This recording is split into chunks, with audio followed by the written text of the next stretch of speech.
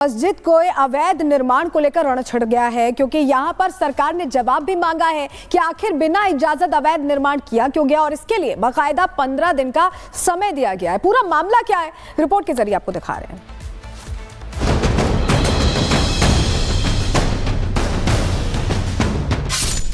मदनी मस्जिद पर bulldozer action. 15 दिन की मोहलत, फिर चलेगा पीला पंजा। यूपी में कब्जा अवैध है तो समझिए बुलडोजर का खतरा हमेशा बना हुआ है। बाबा का बुलडोजर इन दिनों संभल में जोर शोर से गरज रहा है। संभल के बाद अब कुशीनगर में भी बाबा का बुलडोजर गरजने को तैयार है। कुशीनगर की मदनी मस्जिद बुलडोजर के निशाने पर है। जानकारी के मुताबिक मदनी मस्जिद को कुशीनगर नगर पालिका ने नोटिस जारी किया है। मदनी मस्जिद के एक हिस्से के निर्माण को गलत बताते हुए नोटिस जारी किया गया। नगर पालिका प्रशासन ने मस्जिद की दीवार पर नोटिस चस्पा किया।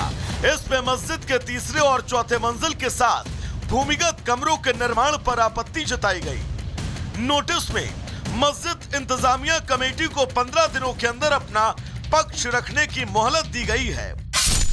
मदनी मस्जिद वैसे तो 25 साल पुरानी है, लेकिन इसका एक हिस्सा हाल ही में बनाया गया है। यह हाटा नगर पालिका क्षेत्र में आती है।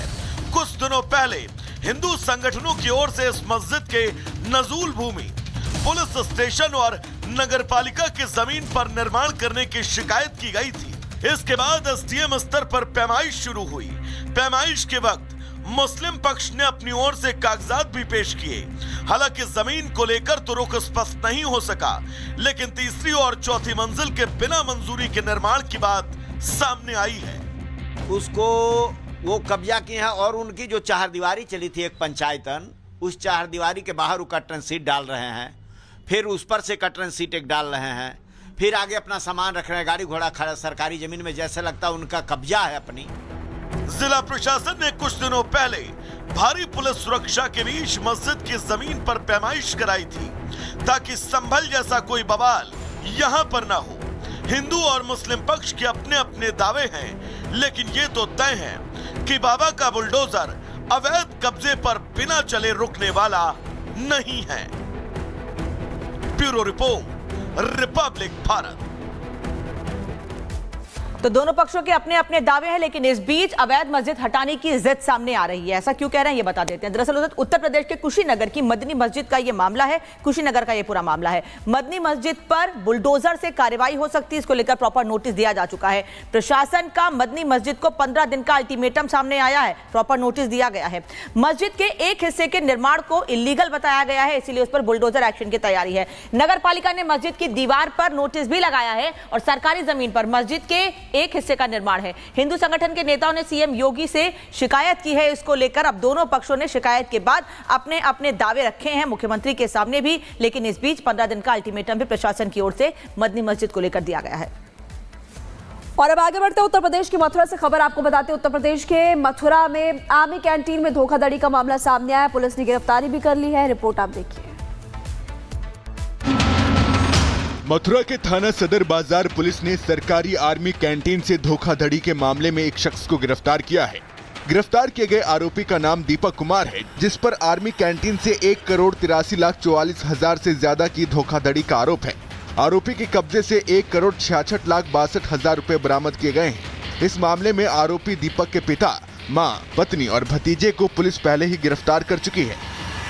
1,83,00,000 से ज्यादा रुपए का गबन हुआ है। प्राप्त तहरीर पे तत्काल अभियोग पंजीकृत किया गया।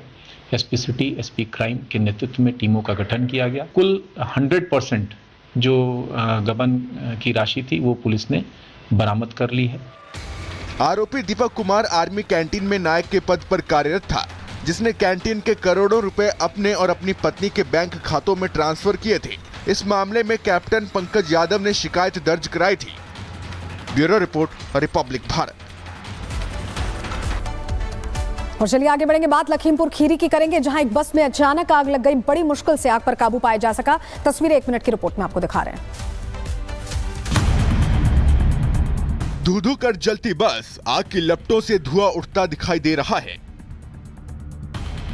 तस्वीरें यूपी के लखीमपुर खीरी की हैं, जहां रोडवेज की खड़ी बस में अचानक आग लग गई। कुछ ही मिनटों में बस धू-धू कर जलने लगी। आग का विकराल रूप होता गया। आसपास के लोगों ने आग बुझाने की कोशिश की। कड़ी मशक्कत के बाद आग पर काबू भी पा लिया गया, लेकिन तब तक बस पूरी तरह जलकर खाक हो चुकी थी।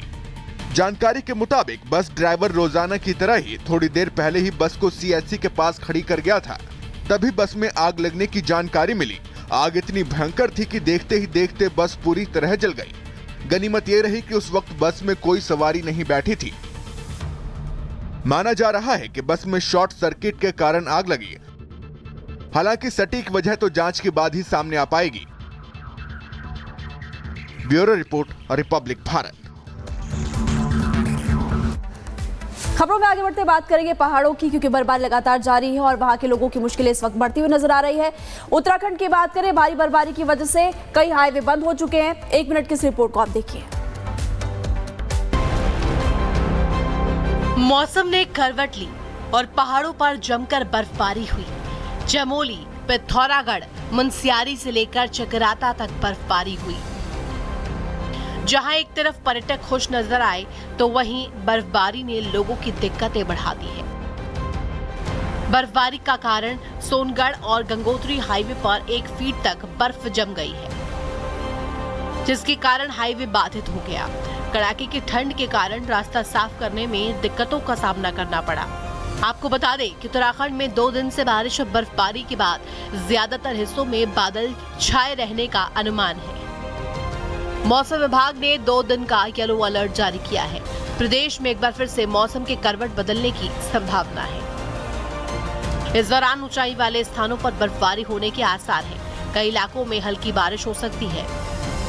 Bureau report, Republic Bharat. और रोहतक से खबर आपको बता दें, जहां बीपीएड के एक छात्र ने खुद को गोली मार ली है, जिसके बाद उसे पीजीआई में भर्ती कराया गया है। 1 मिनट की रिपोर्ट देखिए। रोहतक के बीपीएड के एक छात्र ने खुद को गोली मार ली। घटना के तुरंत बाद छात्र को घायल हालत में पीजीआईएमएस के ट्रॉमा सेंटर में भर्ती कराया गया, जहां उसकी हालत गंभीर बनी हुई है। छात्र की पहचान सोनीपत के छिछड़ना गांव निवासी सुमित के रूप में हुई है। जानकारी के अनुसार घायल छात्र सुमित एमडीयू के हिस्ट्री डिपार्टमेंट में किसी काम से आया था। इसी दौरान उसने शूटिंग रेंज में इस्तेमाल होने वाली पिस्टल से अपने सिर में गोली मार ली। घटना के कारणों का फिलहाल पता नहीं चल पाया है। घटना की जानकारी मिलते ही पुलिस मौके पर पहुंची और मामले की जांच शुरू कर दी। पुलिस ने पिस्टल को कब्जे में ले लिया और जांच में जुट गई कि सुमित ने ऐसा कदम क्यों उठाया। पुलिस का कहना है कि अभी तक आत्महत्या के प्रयास के पीछे के कारण अज्ञात है। पुलिस ने छात्र के परिजनों को घटना की जानकारी दे दी।